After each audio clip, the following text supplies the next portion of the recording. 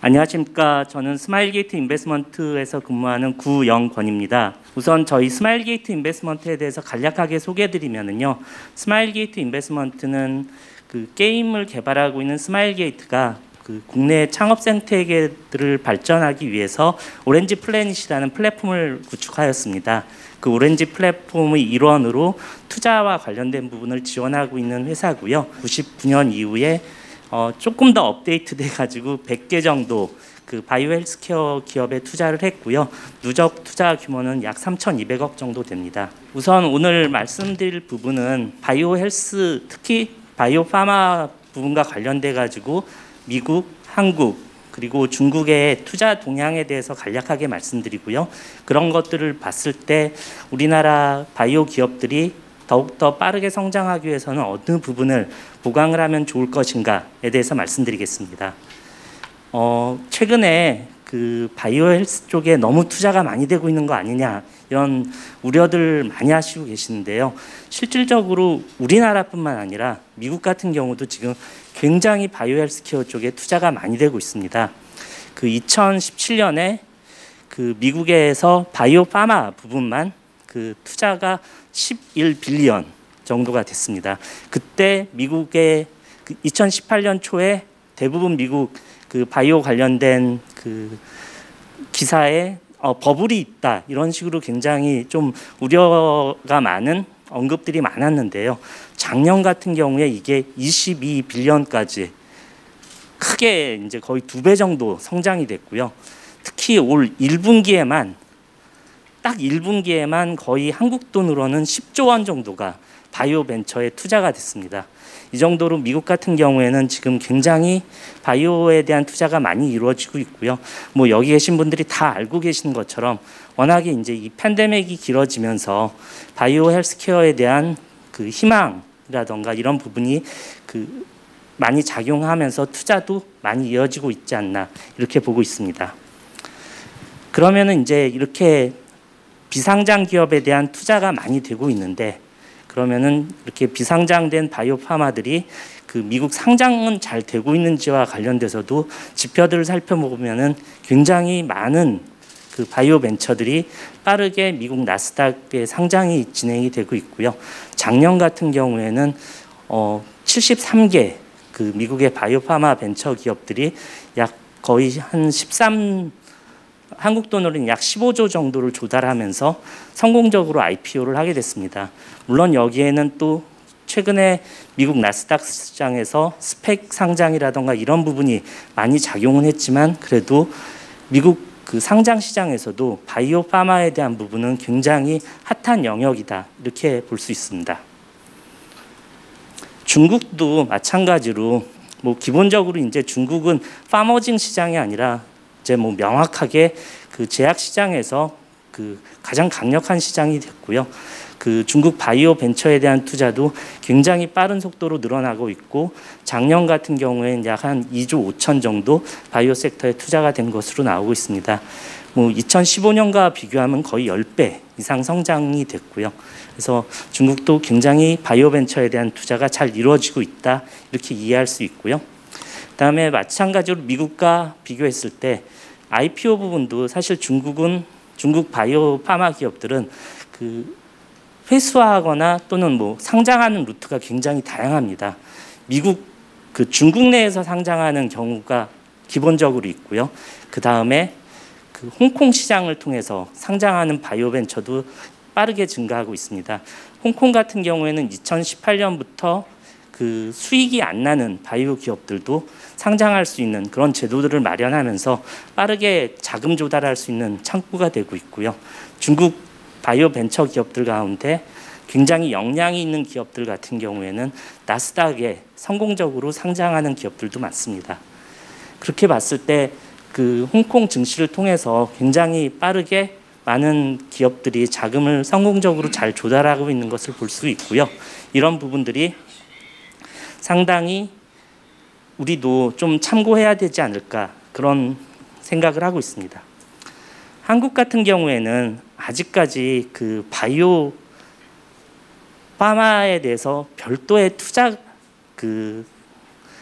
트랙에 대해서 분석을 해주고 하는 자료들은 아직까지 명확하게 되어 있지는 않습니다. 한국 벤처 캐피털 협회에서 바이오 헬스케어 부분에 어떻게 투자가 되고 있는지 꾸준하게 이제 자료를 모으고 있는 단계고요. 이 자료 같은 경우에는 바이오 헬스케어 전체 부분에 대해서 누적 투자에 대해서 보여주는 자료입니다. 2020년까지 약 1조 2천억 원 정도가 투자가 됐고요. 근데 한국 벤처 캐피털 협회 같은 경우에는 주로 벤처 캐피털로 등록된 회사들만 있다 보니까 그 이외에 신기술 금융사라던가 다른 분야에서 투자하는 금액까지 고려를 한다면 훨씬 더 많은 금액들이 바이오 파마 부분에 투자됐을 것으로 이해하고 있습니다. 보시는 것처럼 바이오 파마에 대한 투자도 분명히 크게 증가했을 것으로 저희는 보고 있습니다. 그러면은 상장과 관련돼서는 어떻게 되고 있는가 봤을 때 다들 조금은 바이오 파마에 대한 투자가 많이 되고 있다 보니까 상장도 많이 되는 것으로 이해하시는 분이 많은데요. 실질적으로 저희가 자료를 살펴보면은 바이오 파마에 대한 부분만 따로 집어보면은 실제 그렇게 많이 상장되고 있지는 않는 것으로 보고 있습니다. 원래 이제 기술성 평가란 제도를 통해서 많은 기업들이 이 제도를 활용해서 상장이 되고 있지만은 다른 진단이라던가 의료기기, 다른 헬스케어 섹터가 있다 보니까 바이오 파마 관련된 회사들을 추려보면은 최근에 4년 동안 상장된 기업들 보면 한 33개 정도이고요. 이 중에서 바이오텍이 22개, 그리고 제약기업이 11개 정도 됩니다. 물론 이 그래프상으로 봤을 때는 자금 조달 규모가 굉장히 커졌습니다. 그렇기 때문에 약간 왜곡된 부분이 있는데 여기 명시한 것처럼 작년에 SK바이오팜 그리고 올해 SK바이오사이언스, 프리스티지 바이오파마 같은 대형 IPO가 있으면서 이 금액이 크게 증가한 것으로 되어 있고요. 실질적으로는 현재 같은 경우에는 국내 바이오 파마에 대한 IPO를 통해서 조달할 수 있는 금액은 아직까지는 그렇게 큰 편은 아니다 이렇게 볼 수 있습니다. 그럼 앞서 말씀드렸던 미국, 중국, 대한민국의 수치를 한번 비교를 해보면요. 일단 비상장일 상태에서 회사별로 평균 투자 유치 금액을 비교를 해보면요. 미국 같은 경우에는 평균 거의 600억 정도 조달이 됩니다. 그리고 중국 같은 경우에는 200억, 대한민국 같은 경우에는 약 125억 정도가 조달되는 것으로 되어 있습니다. 사실 대한민국이 약 125억 조달되는 부분은 사실 그동안 저희가 투자를 하면서 봤던 금액보다는 거의 2배 정도 작년 올해 사이에 굉장히 많이 늘어난 상황이고요. 그전에는 거의 한 60억에서 70억 수준이 아니었나 이렇게 보고 있습니다. 그리고 또 중요한 회사 입장에서 자금 소스가 되는 공모를 통해서 조달할 수 있는 금액 같은 경우도 미국 같은 경우에는 거의 2천억 정도 조달을 하고요. 중국 같은 경우에는 410억, 우리나라 같은 경우에는 한 320억. 물론 이 숫자는 앞서 말씀드렸던 SK바이오팜이나 SK바이오사이언스는 제거한 금액이고요. 상대적으로 우리나라 기업들이 코스닥에 상장을 하더라도 조달할 수 있는 금액은 상당히 적지 않나 이런 판단을 하게 됩니다. 그럼 이런 상황을 고려를 했을 때 상대적으로 우리나라 바이오 기업들이 정말 열심히 하셔가지고 창업가분들과 임직원분들께서 열심히 개발을 하셔서 좋은 아이템을 개발했음에도 불구하고 상대적으로 우리나라 시장 환경을 고려했을 때 미국, 중국, 그다음에 우리나라의 환경을 고려했을 때 투자 자금 자체가 워낙에 큰 차이가 있다 보니까 과연 우리 기업들이 어떻게 성장하면 좋을 것인가와 관련돼서 고민했을 때 가장 중요한 부분은 우리 기업들이 좀 더 전략적이어야 되겠다라는 판단을 하게 됩니다. 분명히 최근에 우리나라의 임금 상승폭, 그다음에 인력 구성 이런 것들을 고려했을 때는 사실 한국이나 중국이나 우리나라가 미국이나 이런 쪽이 크게 차이가 나지 않습니다. 그렇다면은 금전이라는 자원에서 차이가 나는 환경을 고려했을 때는 우리나라 기업들이 굉장히 좋은 현명한 선택을 하셔서 집중적으로 한 곳을 공략하지 않아야 될까라는 판단을 하게 되고요. 그렇기 때문에 제가 꼭 그 투자 관점에서 저희 투자 기업들한테 부탁드리고 그리고 투자 검토할 때 집중적으로 보는 것은 어느 쪽을 개발하시는지, 전략적으로 어느 부분을 선택하셔서 개발하는지에 대해서 집중적으로 제언을 드리고 도움을 드리고 있습니다. 저희가 한 달에 평균 약 100여 개 정도의 사업 계획서를 받고 있습니다. 그 100여 개 사업 계획서 가운데 약 60%는 주로 항암제 개발에 관련된 부분이고요. 그리고 이 항암제 개발과 관련된 회사에서 제안을 해주시는 대부분의 영역이 다 잘 아시겠지만은 한 60개 기업 중에 한 40개 기업이 면역 항암제에 대한 부분을 개발하시겠다. 그래서 우리가 굉장히 좋은 팀도 구축하였고 좋은 임상 계획도 갖고 있으니 투자를 해달라 그런 요구를 하시게 되는데요. 저희 같은 경우에는 지금 현재 상황에서는 손이 못 가는 게 일반적인 상황입니다. 아까 말씀드렸던 것처럼 전략적으로 우리가 어느 부분을 선택해서 사업하느냐가 굉장히 중요한데 여기 보여드리는 것처럼 작년 9월 기준으로 면역 항암제에서 PD-1, PD-L1 관문 억제제에 관련돼서 전 세계에서 임상이 진행되고 있는 게 약 4,400건입니다. 이런 경쟁 환경을 고려했을 때 또 새롭게 이런 PD-1이나 PD-L1 관문 억제제를 개발한다고 하면은 저희 투자자 입장에서는 투자를 진행 거의 못하는 환경이다 이렇게 말씀드릴 수 있습니다. 그렇기 때문에 좀 더 새롭고 혁신적인 부분을 찾아주셨으면 하는 게 저희 투자자 입장에서는 가장 큰 바람입니다. 다음 부분은 데이터 드리븐에 대한 부분입니다. 최근에 저희가 투자하는 비상장 바이오 벤처 기업들도 데이터 관리 역량들이 굉장히 좋아지셨습니다. 그래서 저희가 투자 검토할 때 CDA를 체결을 하고 그 다음에 데이터 부분을 말씀을 드리게 되면은 회사에서 웹사이트 링크를 딱 전달해 주시면서 우리는 이런 형식으로 데이터가 이미 준비가 되어 있습니다. 해가지고 저희는 별도의 데이터 리퀘스트를 하지 않고도 그 회사에서 현재 진행하고 있는 연구 성과라던가 그리고 뭐 회사의 구조라던가 회사 관련 자료들을 체계적으로 잘 볼 수 있는 형태의 그런 것들을 갖추신 분들이 있고요. 이게 사실은 그대로 연결이 돼서 글로벌 제약사 대상으로 라이센스 아웃을 진행을 할 때 이런 데이터룸을 잘 구축하시는 게 상당히 중요한 부분입니다. 근데 아직까지 분명히 아까 말씀드렸던 것처럼 이런 것을 제공하는 회사들이 있는데요. 제가 봤을 때는 한 10개 회사 중에 1개에서 2개 정도밖에 되지 않는다고 보고 있습니다. 나머지는 아직까지도 서로 마치 이제 탁구 치듯이 공이 왔다 갔다 하면서 사장님 저희 이런 데이터가 필요합니다. 이런 데이터 보완해 주세요. 이런 게 사실은 일반적인 상황이고요. 앞으로 우리 K바이오 기업들이 더욱더 성장하기 위해서는 이런 데이터룸 잘 관리하시고 잘 구축하시는 게 굉장히 전 중요하다고 판단을 하고 있습니다.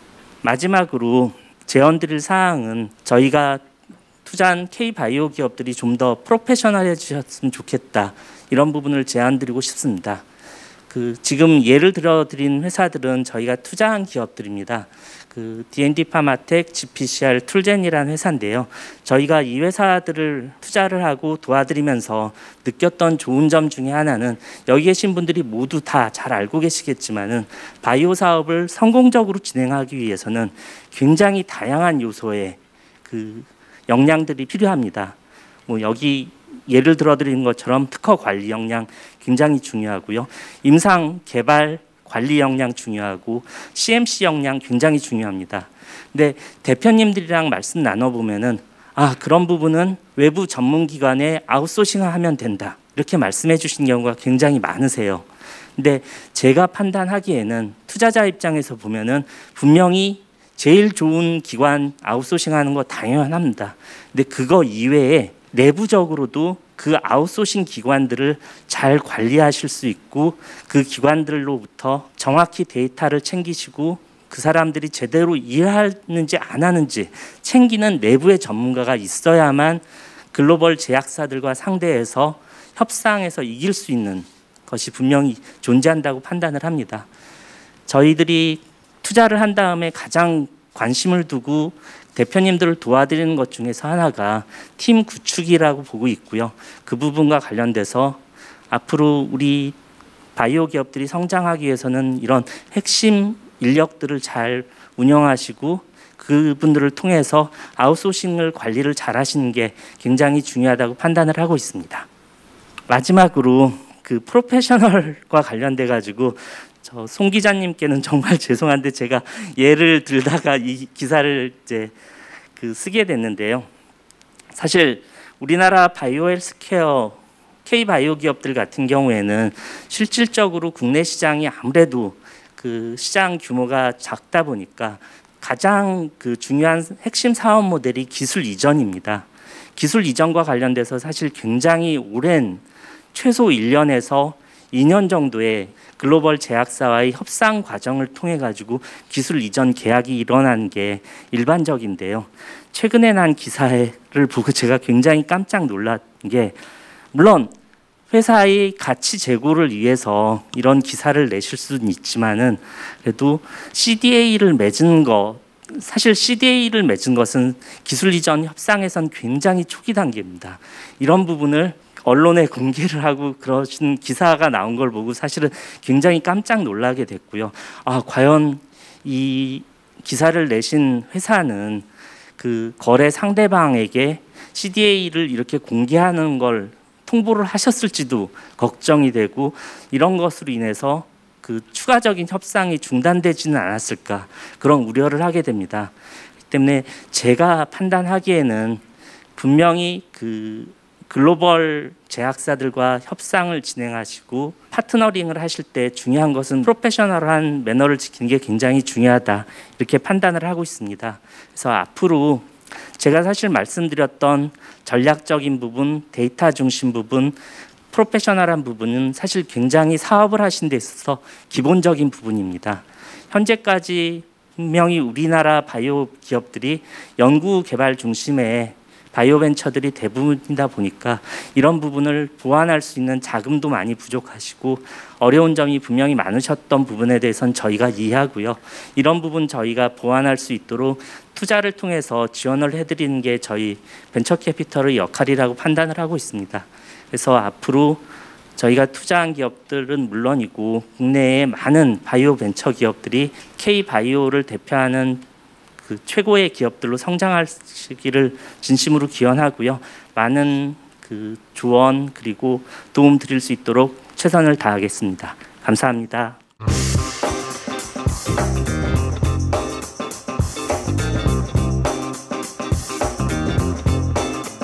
It's gotta be against the law to look this damn good. 'Cause baby, I feel real good and I wish I was.